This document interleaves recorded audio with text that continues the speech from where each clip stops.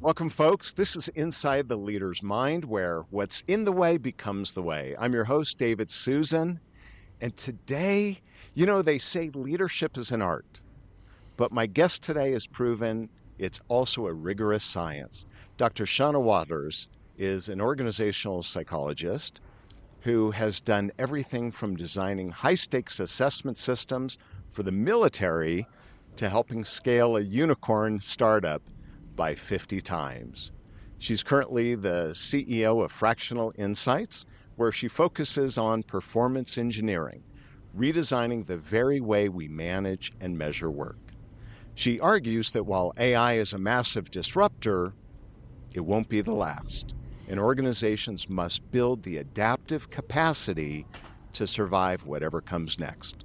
With a PhD in industrial organizational psychology and statistics, Dr. Waters brings a unique lens to the table. She treats AI adoption not as an IT upgrade, but as a human transformation. Her philosophy centers on psychological ergonomics, the idea that we must design our roles and systems to fit how humans actually work best. She's the author of The Coaching Shift and The Practical Guide to HR Analytics, and she's here to dig into the science of organizational effectiveness. Please welcome Dr. Shonna Waters. Thank you so much, David. It's really exciting to be back here with you, and I love talking to you. So this is a great treat for me. Oh, I was so excited when we first met to have you on the program today. I'd love to start before we go any farther.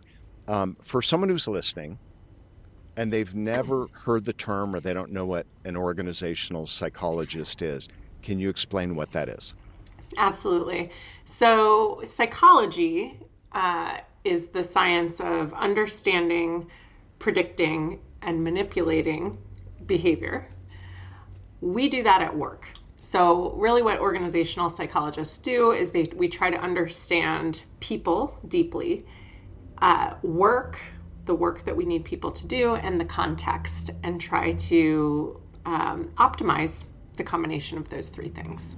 So I spent the first part of my career studying individuals. I like to say turning them into numbers, really deconstructing them and understanding, their personality and their intelligence and, knowledge, skills, abilities, things like that. And deconstructing work. So what are the tasks and the skill requirements that we have for work, and then the context of an organization. What is culture? How do we think about people, systems, and processes, and how those things need to come together? And then in the back half of my career, it was like, okay, let's look at the art of that. To your point about the art of leadership, and how do you bring those things together in a way that they want to work in harmony as opposed to in opposition?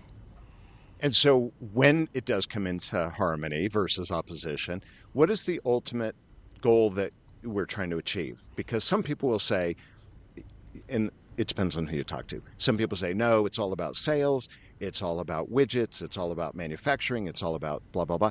And then there's the other side of the house that says, hey, human capital is our big expenditure. So what is it that you really try to get out of doing this? What is the real benefit or the impact we're trying to move toward? Yeah. In my view, the beginning and end of any value chain is a person. So even if I take this very instrumental view of the job of a business is to, create value for its shareholders, well, we do that by solving a human pain. Ultimately, that's how our company is making money.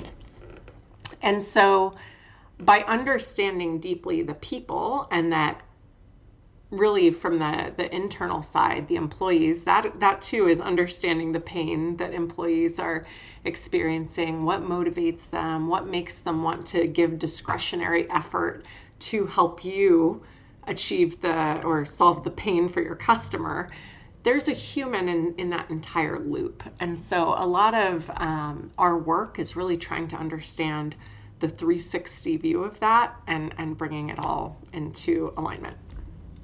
Which ultimately, I'm assuming, is the benefit is what? Better culture, performance, engagement, morale.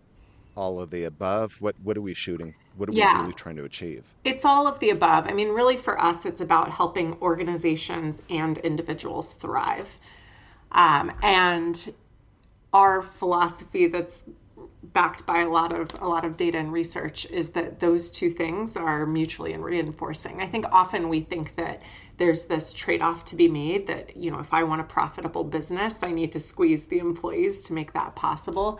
But really, a lot of the evidence would argue the opposite. That really, if I want to create a profitable business, especially in a sustainable way, where 10 years from now that business is still, thriving, that our people have to thrive with it. Love that. Love that. Now, I want to shift a little bit to the name of your company, Fractional Insights. So, in simple terms, what is Fractional Insights? Yeah. And what was the real driver motivator where you said, I've done all this work I've done with military, et cetera, but now I'm going to go do my own thing. So, what the heck is Fractional Insights and What the is it? motivation behind that? It's a great question. And I think the name is a whole conversation in of itself. But we're a research back advisory and consulting firm that's really helping organizations figure out how to continue to perform, transform, adapt to the future of work.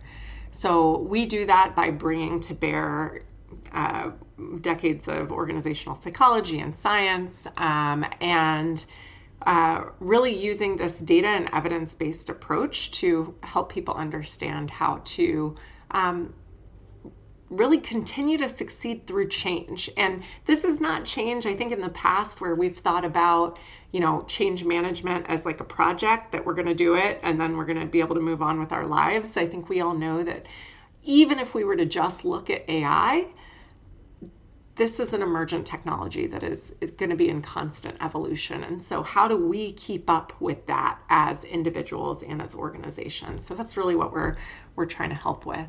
Our why of why we did this and why we did this now is really that, again, we've spent our careers studying people and work. And there's a lot of things that during that time you can tell really isn't working for people or organizations. I think there's very few people who you would go to and they say, yep, it's all great, nothing to change, right? CEOs especially.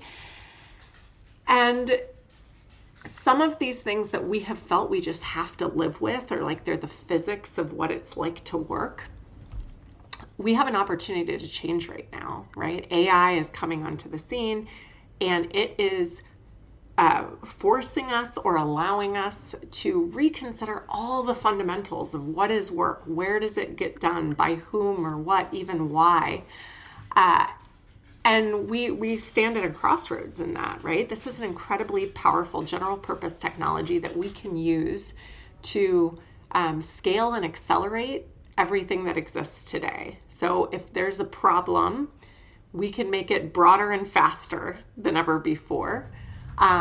Or we can use this as a design moment and say, how might we want to design it, given that we have this fresh opportunity to take fresh eyes to it, And so that is really the moment that we're hoping to step into and do so with intentionality to really say, what are we designing for the sake of what? What's the experience, the future we want to build?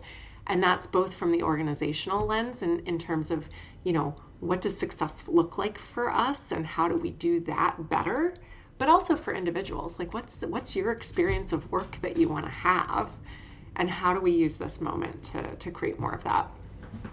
And from some of the things you were just talking about, because you mentioned performance engineering right in the intro, is this all fall under performance engineering, or am I misunderstanding that phrase, that term? Yeah, it absolutely does. So, as I said, we have so many choice points right now, even as we think about, AI and AI transformation, which I think most organizations would say like that's an imperative, that's an existential demand is for us to adopt AI.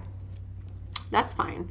How are we going to do it? What does that look like? There are ways we can optimize for speed and efficiency, and that's sort of like you think about it as how do we reduce costs in order to increase profit.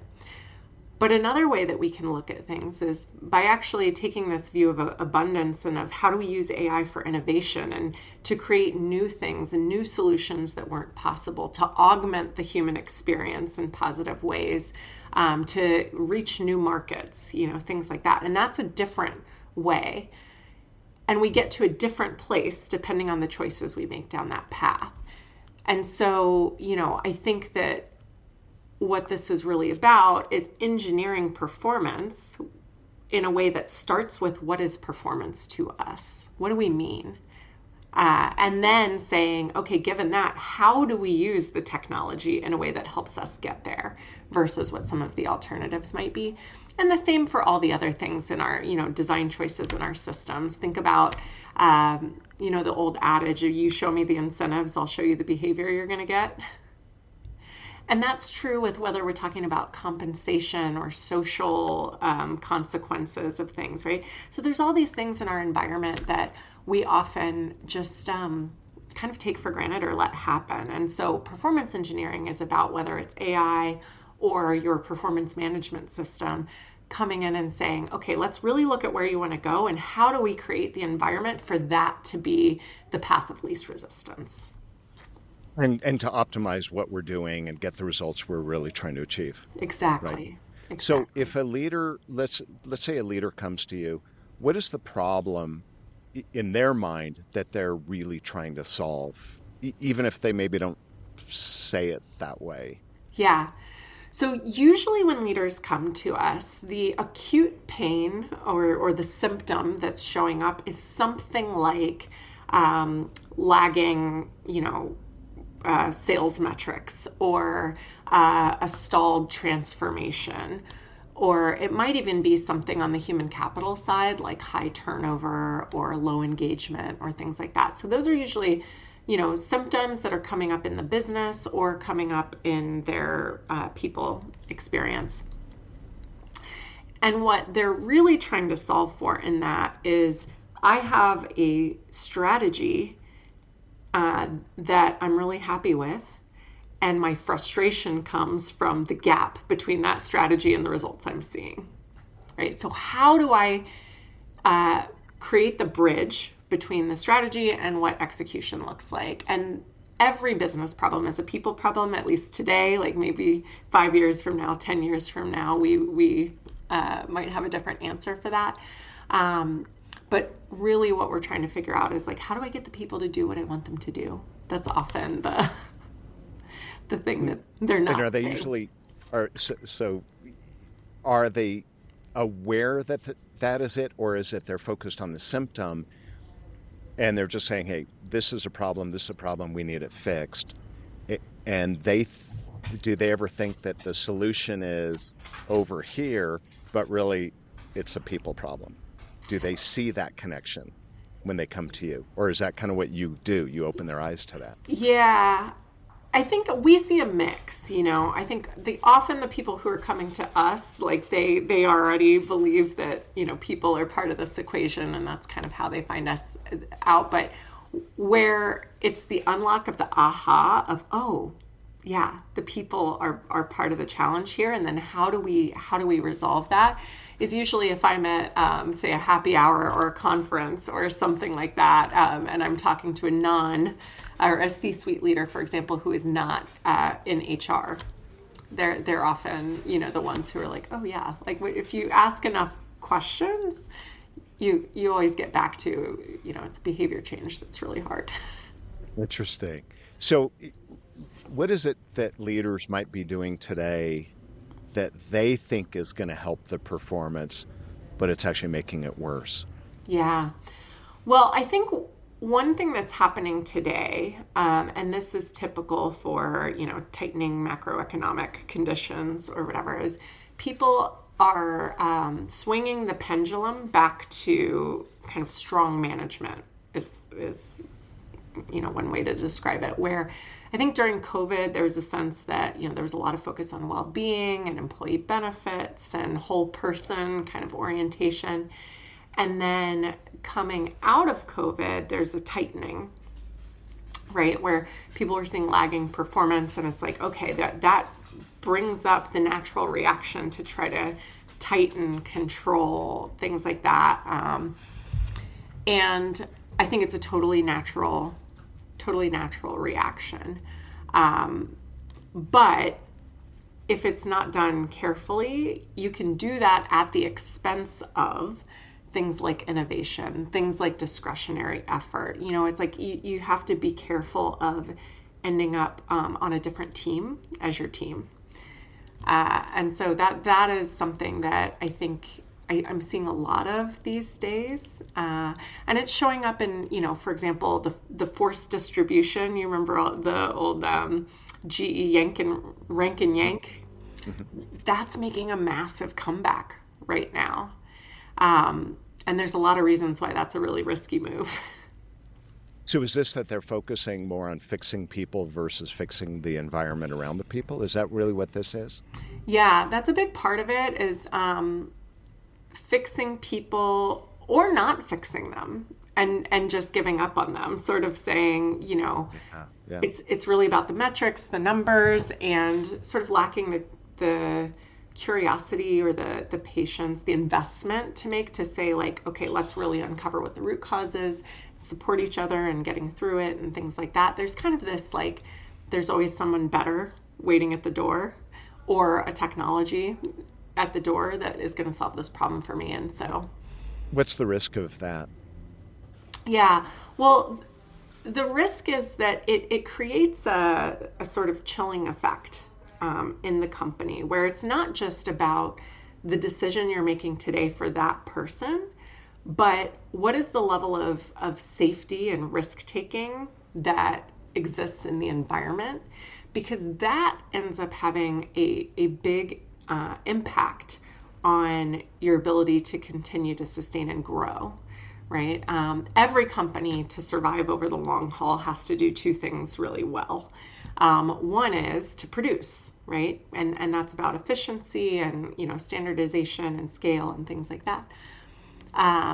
But the other is to innovate because these, life cycles of a company are physics, right? You don't stay in growth unless you kind of shift to a new market over time, which requires innovation. And people don't innovate when they're scared. That can be so basically if they're just flipping people, the risk is that environment's not changing, so it's going to be the same thing over and over. Is that Well, and yeah, and anyone who is left is now in protection mode as oh, opposed I see. to a Yeah. generative Their mode. fear that it's going to happen to them, It's right? fear, right? Yeah. Right. Yeah. It's a huge fault line in the sort of psychological contract between an employee and an employer, and we see this in like trust in organizations, all institutions to be fair, but trust in organizations is at a low point that it ever has been in history. And if you think about, well, why might that be? What is trust? What are the foundational components of trust? Well, it's credibility, right? Does somebody actually know what they're doing? It is integrity. Can I predict what you, David, are going to do? Based on the past. So it's like following through between what you say and what you do. And then the third is benevolence. And benevolence is about, do you have my best interests at heart? And that's the one that in particular, I think people are really feeling a loss of, in this environment where we're seeing so many sequential layoffs and this like control orientation, because that feels like it's coming very much from a place of like what's good for the organization, but without that mutuality or the reciprocity and what's good for you too. Now, do you see this mindset? Do you ever see people say, I'll say leaders that hear what you're talking about and they go, that's just a bunch of mumbo jumbo psyche, you don't understand. And then the second part, I hate doing two-part questions, but it popped in my head. And then do you notice a difference at different size companies? Meaning Fortune 100, yeah, they're already bought in, they get it, but these people aren't. Or mid-size totally don't get it. Or like, do you see any trends where Mm. that attitude of this is just a bunch of hooey, right? Yeah, It's touchy feely, softy stuff, and that soft doesn't stuff. matter. So yeah, soft stuff. So what's Yeah, I'd love your take on all that. absolutely. I mean, we get that all the time. I think that's one of the challenges. The type of work we do and being a psychologist. First thing people say is like, are you reading my mind right now? And then the second thing is like usually something about like, yeah, but I've got to report to the board, or I've got bigger things to worry about, sort of thing. I found that I wouldn't say that I've seen like a hard trend in terms of this size company leader versus this size are different. I see a lot of individual differences in that. But I think where it can become real is like if you get into conversations with people, like David, if I ask you, like, tell me about the last time like you did a favor for someone. What was that? Give me the situation and who was it? Why'd you do it? What was it? Oh, you're going to ask me, put me on the spot right now?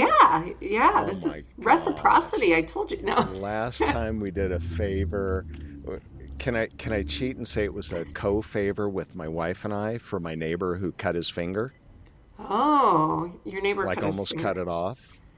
Yeah, And like what did days you ago. all? So, well, That's we so this we're sounds like it's a so good funny. story. Oh, we have there's a bunch. There's so many. Yeah, we do. Yeah, but my wife is always the leader, and I'll be really frank, she's the leader of the pack. But I learned by watching her. No, she's just always she makes this kind of this health concoction, you know. It's a mix of I don't know what's in it. It's got but she always is bringing it like to our neighbor. And so he cut his finger, so we go over there and we bring that, or watch their kids if we need to. So that kind of stuff. But I do the same thing, right? I just can't think of I know I've done something recently because we're always helping out, but Yeah, I try to be a good person, a good person. Okay. Well, why the neighbor? benevolent. Right? Yeah.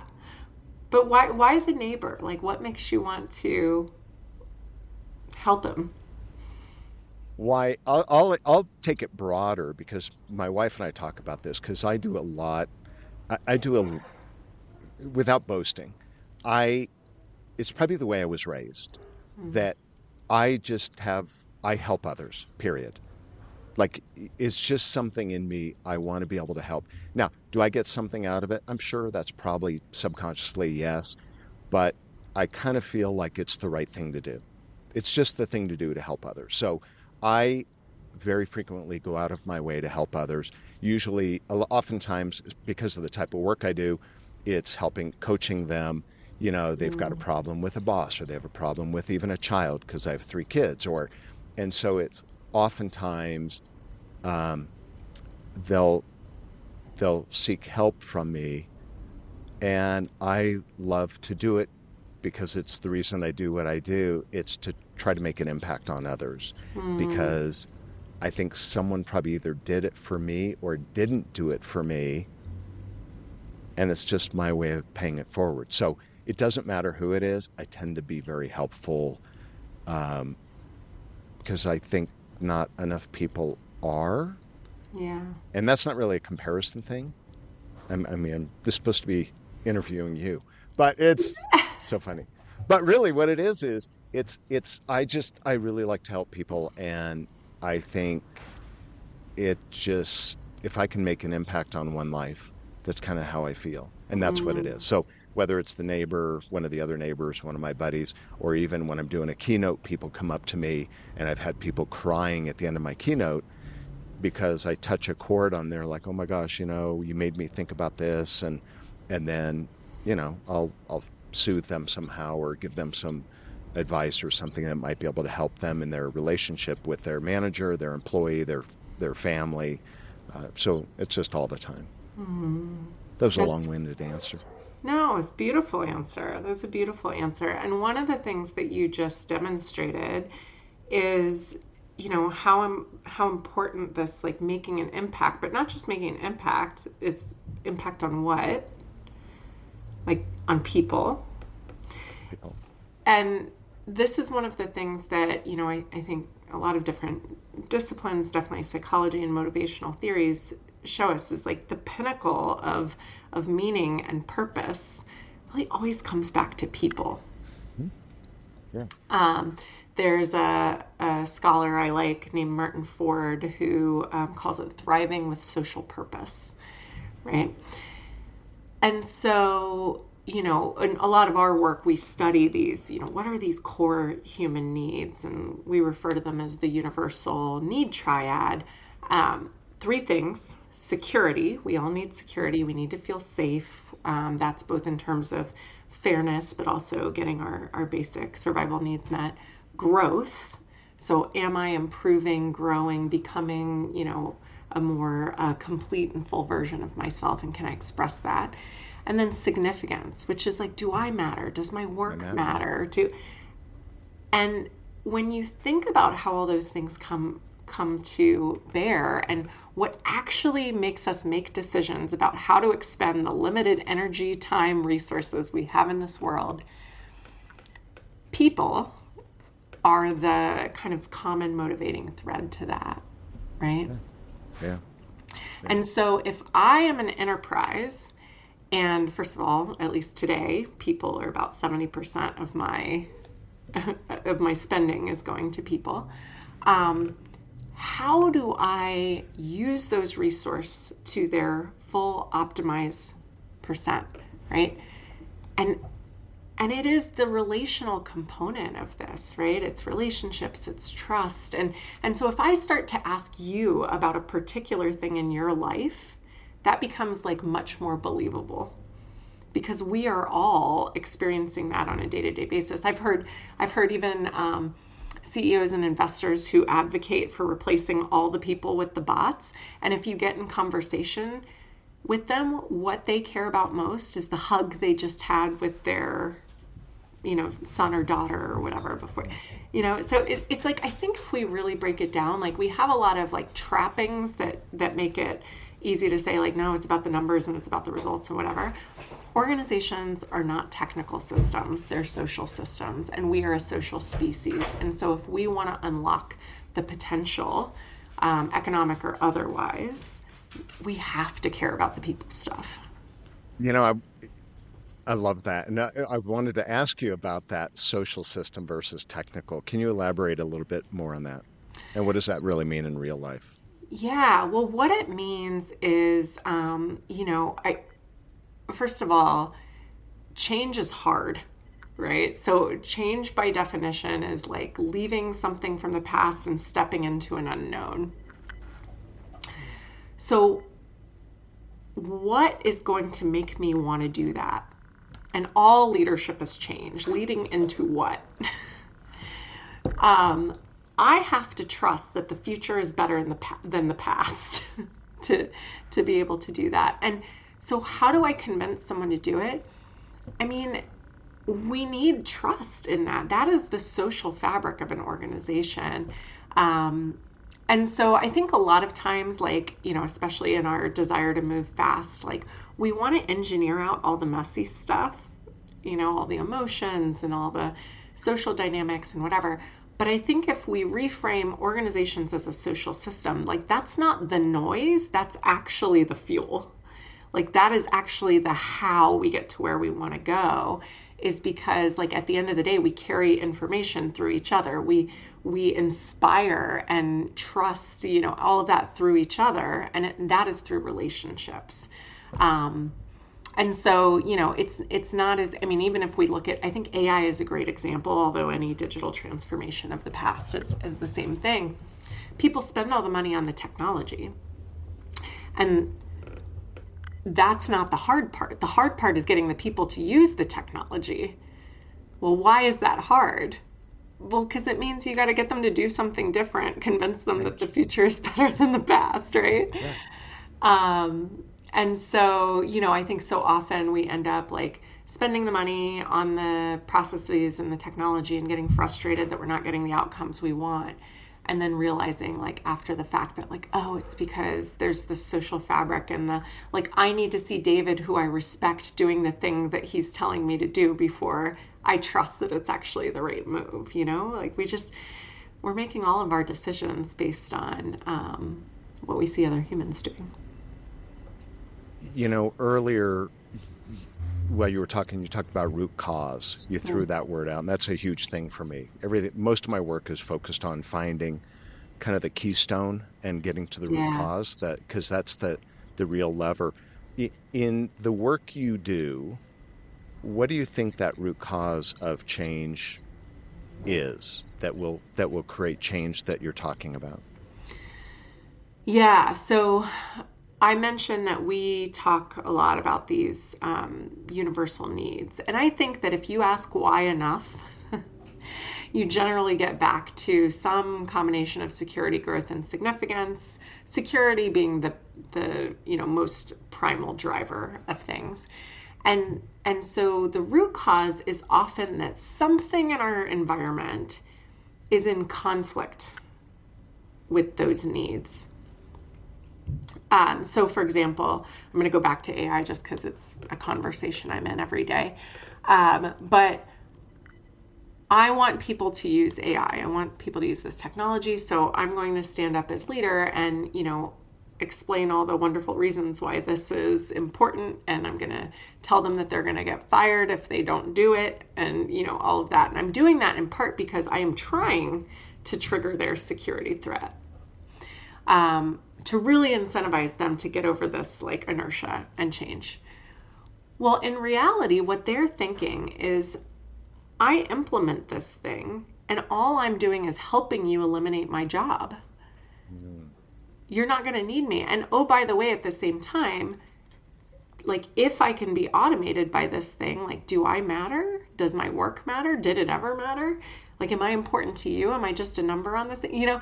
So it's like we end up with, in very unintentional ways, designing our systems in ways that operate against our own interest, even as a corporation. So we call this angst, right? The angst of insecurity, the angst of stagnation, the angst of insignificance. And that angst, we know that people make decisions based on emotion more than facts, right? So that is a drag on the organization. It's a drag on your ability to achieve your goals. And so, a lot of when we go in and we're looking at the root cause, like what we're finding is these friction points where is there something that you're doing, whether it's, consciously, unconsciously, subtly, or overtly, that is creating that angst in your workforce in a way that is getting in the way of you achieving your need, ultimately your objectives. And even this angst, the example you gave where it's like you press on someone to trigger this security or insecurity, doesn't that also backfire with different personalities? Because some people will fight back, right? You Mm. challenge them and they're like, okay, but other people might acquiesce and not acquiesce, but they'll just what's the word I'm looking for? But they go the opposite direction, right? Yeah. Not for the other reasons you mentioned about fear of my job, but just the threat causes, what's the word? When we back down, we turn it, we don't do anything. Oh, We yeah. basically quiet quit in a way. Yeah, absolutely. It's learned helplessness. You just Thank kind you. of I was give trying to up. figure out what that word was. Yeah. Yeah. Yeah. Well, and I mean, this is one of the things that we tend to find is that often in these cases of a situation that is not aligned with people's needs, the people who are your best people are the ones who will leave um, first, right? Because they know they have other options. Um, and so it's really often, the people who are will end up clinging to a job even when it's not meeting their needs. Um, that maybe because they're not seeing other opportunity. You might have heard And they're the a like, lower performer. yeah, So it's like, you're kind of stuck. Yeah. So you're stuck with the people you really don't want. Exactly. And then if you lay them off, the problem is your top performers go too, Yep. potentially. Yeah. Yeah. Yeah. Now, it, is this all, you use the term psychological ergonomics. Is this, is this what this is, or is that something else? Yeah, so psychological ergonomics is really the methodology that we develop to bring those things back in alignment. So I have a standing desk here, it goes up and down, and why does that exist? Why do I have it? Well, in the field of physical ergonomics, we learned that, hey, like if my monitor is not at the right height and my neck is, hurting and I'm straining or my eyes are straining, or I have carpal tunnel, like I'm not going to be as productive as I would otherwise, either because I'm having to take time off to go get, physical therapy appointments, whatever, or because I'm just less efficient at what I'm doing. So what psychological ergonomics is a testament to is it is about that angst is the physical pain, it's the analog, it's the psychological pain that is akin to your wrist hurting or your neck hurting due to the environment you're in. And so we are saying, like, what's the desk that we can raise or lower? What's the version Right. of that for the psychological But environment? psychologically, Mm-hmm. Exactly. that's really cool. I like that. Yeah. I like that. Yeah. I mean, it's interesting. I think if you look historically at all fields, it was like we sort of started with the most obvious, like our physical world, right? And recognizing that, oh yeah, like OSHA, for example, like occupational health, like matters because it's not good for people or for business if our employees are dying of black lung, right? So we need to put in some standards and some protections to keep our employees healthy and safe.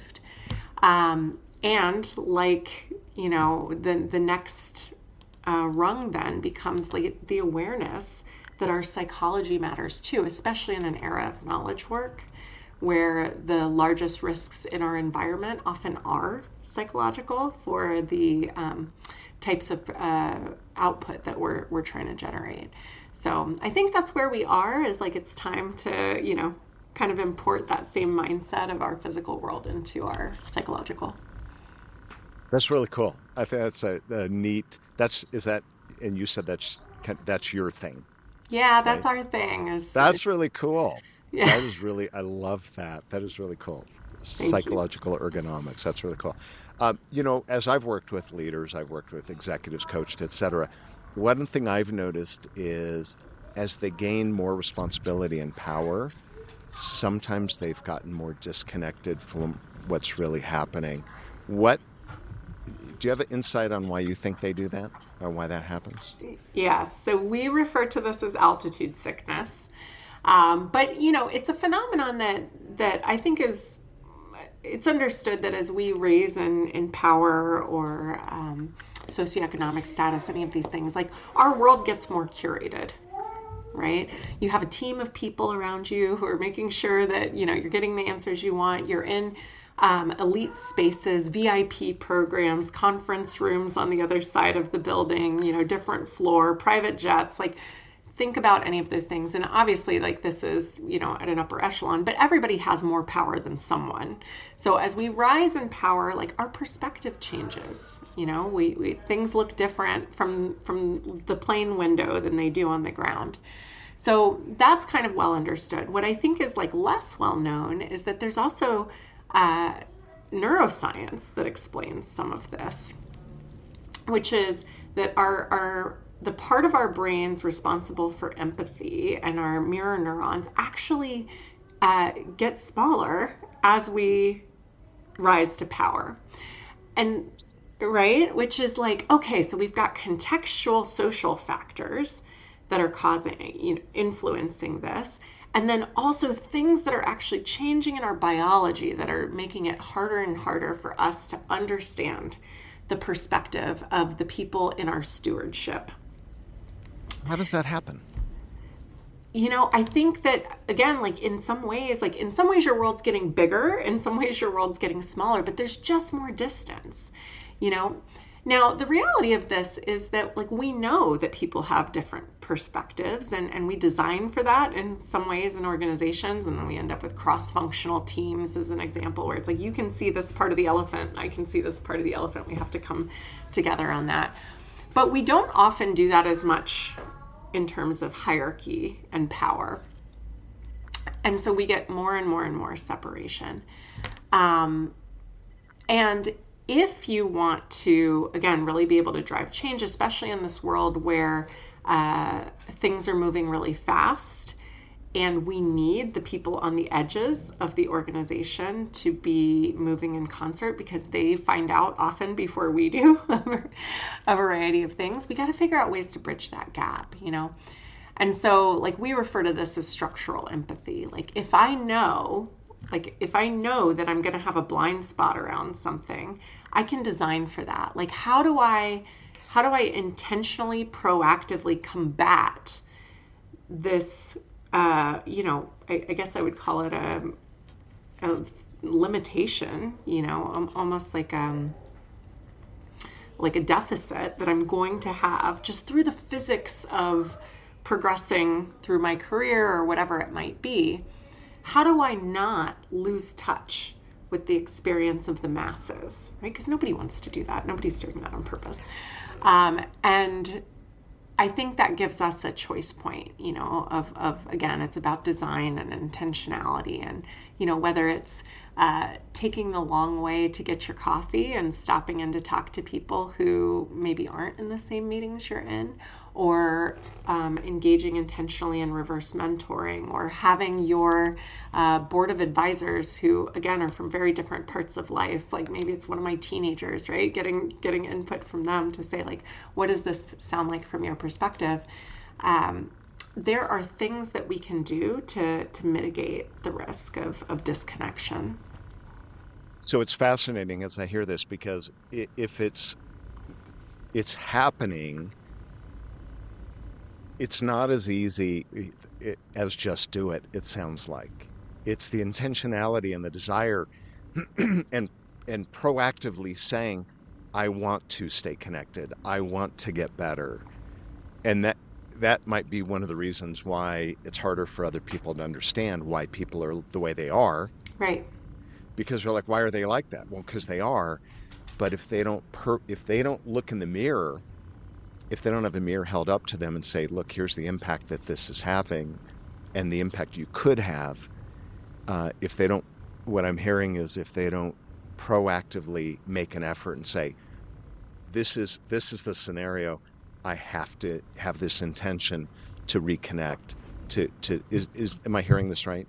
Is that That's right. That's right. It's first the awareness that just by virtue of where I'm standing, and we can think of this in a physical space too. Like my view in my room is not the same as your view in your room, and we can get that. But it's like for some reason, I think it often feels threatening to say like I don't have all the information, or I can't actually understand what you understand because I'm not standing where you're standing. Like, so the awareness that we have that limitation is, I think, step one. And then step two is, because that's always true and it gets harder with more distance, I have to create habits and structures and systems to help me see what I can't see. You have glasses, right? Like you do that because like you know that you need something to augment your vision, and that's really what it's about. How can I augment my vision on what the root cause is of everybody else's experience? But it starts with that desire and that willingness, really in anyone. Right. Nothing's going to happen because we're creatures of habit, and unless we all look in the mirror and say, I want change, where I'm at and where I'm going, like you talked about. It's got to be, the desire has to be great enough that we look in the mirror and say, I'm willing to make the effort. So, Yeah. I want to shift gears just a little bit and talk about AI. And we all know it's accelerating. And as AI is accelerating, and you've mentioned it a few times in this conversation, what are leaders underestimating right now about AI? Yes. Well, I think one thing is just the continuous nature of the change. I think even when we thought about like cloud computing or something like that. We had the cloud, we've got to get everything on the cloud. That's a massive, huge lift. It's a pain, but once it's there, and we're good. I think the nature of AI and that, it's improving exponentially and changing, especially agentically, like it's changing itself over time. Like this is a really different kind of challenge than we've been thinking about. And so it's not just about fundamentally upgrading our technology systems. It's about fundamentally upgrading our human operating systems because I think we're entering a world of complexity, pace, change that is really hard for most people. And that really shifts the burden on like, what do we need from leaders then? What are people going to need to get through that? And how do we support them, So what's something you wish leaders really understood better about people at work then that would help? Well, I think one of the things is, again, like back to this idea of, it is not just a paycheck. It is for some people rank order, but like those three universal needs, security, growth, and significance, 97% of people look to work to meet those needs. So even the paycheck becomes also about like, who am I because of what I do? So this component of identity is really important. And so when we're introducing things like AI, which threatens security, growth, and significance, A lot, yeah.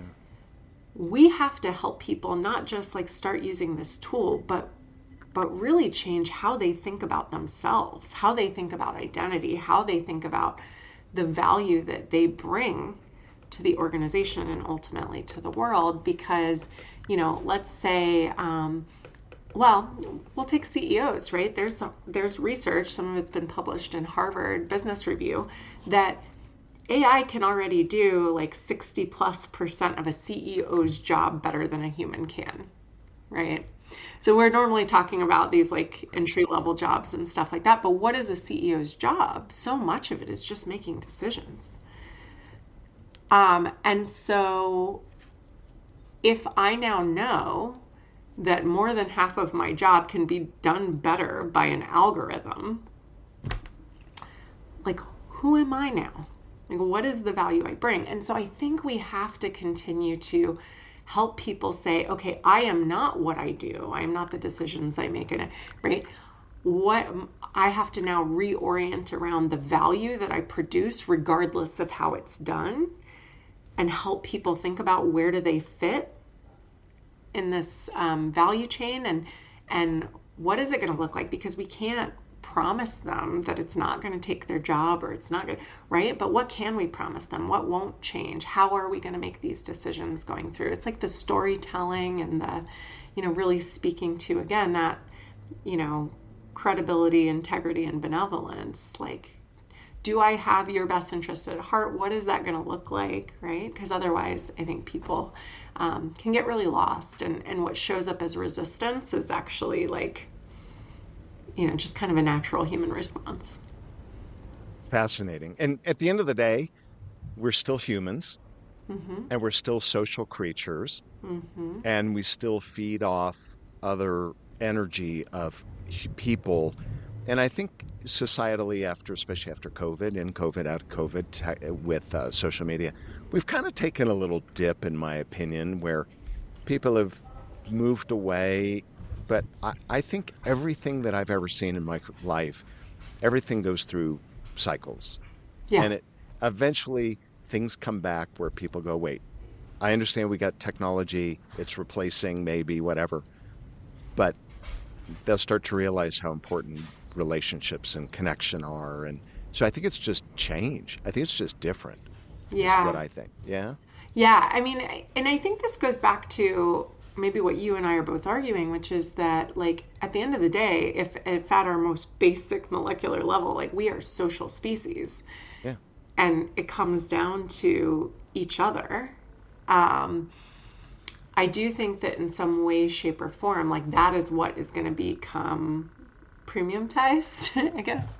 Yeah, And we're it's a good already word. seeing some of that, right? Where it's like there's so much talk about like dating apps and how awful they are, and that like the whole thing needs to be re-engineered. And so what's popping up are these movement bars where you have to lock your cell phone in a little bag when Right. you walk in, or I think it was in New York where there was this like sit at a bar Saturdays where like the whole thing was, get off the apps and go sit in a bar where it's like, yeah, how do So, we get back to the human yeah, connection? yeah. I read one the other day about the communal tables, right, in these restaurants, Mm-hmm. because I started seeing more and more, and I'm like, really? Do people want to sit by other people? Because normally it's I got my cubby hole to sit for food, and you get your cubby hole. But this article said that more and more that especially a younger generation, they're looking for connection, and they like these communal tables because it does just what you're saying. It forces the connection and interaction. And I was shocked when I read that. I'm Yeah. like, really? Wow. And the question I have is, I think that's what we're seeing now. I think we're going to see like a new era of Luddites come, sort of be born who are really like seeking that out because we've experienced it before or I in don't want any moments. technology. I'm going to go without, right? Right. Yeah. Now, Yeah. what I wonder is over time what happens. So I was in a really interesting conversation earlier today with like a wonderfully sociable and personable, um, very sophisticated senior leader at a large organization, and he was talking about ultimately being able to replace workers with AI, with bots. And really, his comment in there was that, yeah, like people and culture, like it's so dramatic, and it's so much cleaner and easier to go with the bot. And that is true. And as we have the like personification of these AI tools, and they'll tell us they're sycophantic, right? Like they'll tell us anything we want to hear. All of our ideas are Oh, great. what a great idea. I was thinking of jumping off the roof. That's a great idea, David. Right, right. It's frictionless. Yeah. It's frictionless. And so not only is that appealing to start interacting with, but over time, we continue to lose our ability to deal with the real relationships that can be dramatic. But it's like that messiness that really develops deep connection. So I mean, that's where again, I sort of some of what motivates me is like thinking about my kids and at that crossroad, and it's like, what do we want? What do we want Yeah. that future to look like? Do we want all our social skills to atrophy because it feels, ease to interact with the bots who won't push I back? don't it's a little to me it's a little bit of a wait and see because you don't know, Anyway. So, two last questions. First one, and it's been lovely having you. I so appreciate you. Uh, First question is, what's a belief about work or leadership you think that we're going to look back on and we're going to say, I can't believe it used to be this way? Mm. Oh gosh. Um, there's a lot of that.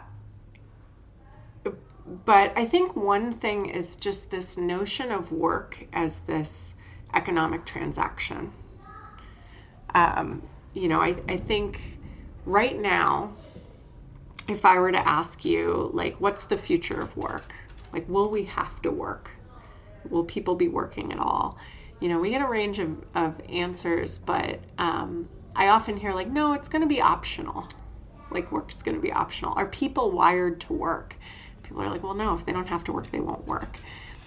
And I would say, like, I actually think people are so deeply wired to work, but the difference comes in, like, how do you define it?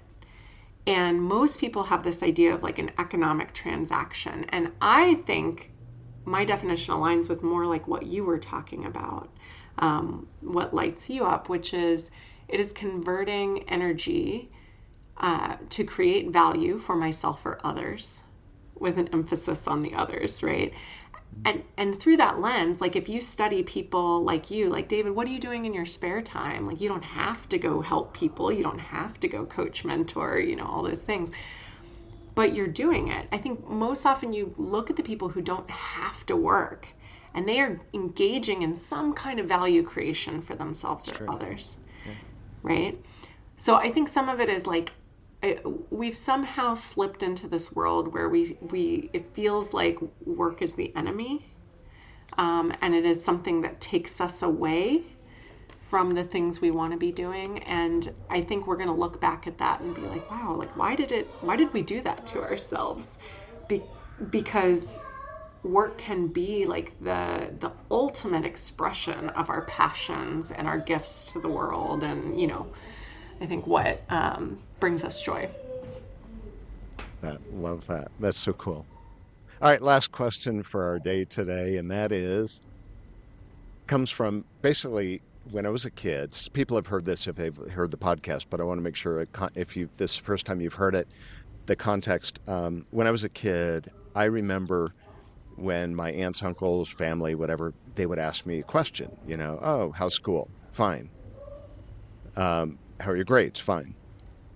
And then and the whole time I'm always thinking, why don't they ask me fill in the blank? But they didn't know to ask me that, right? And then I've got with my kids, I've got 3 kids, and if I ask too many questions, I'm being nosy. But then in another breath, they're like, "Well, you don't know anything about me." So my thought is always, "Well, what's the question what should I be asking you that I don't know to ask you? Because if I knew to ask you, I would have asked you." So the question is, what is a question you wish people would ask you? They just don't know to ask you. Hmm. So you rarely ever get asked this, but you really wish that people would because you want to be able to share something with them. What would that be? Yeah.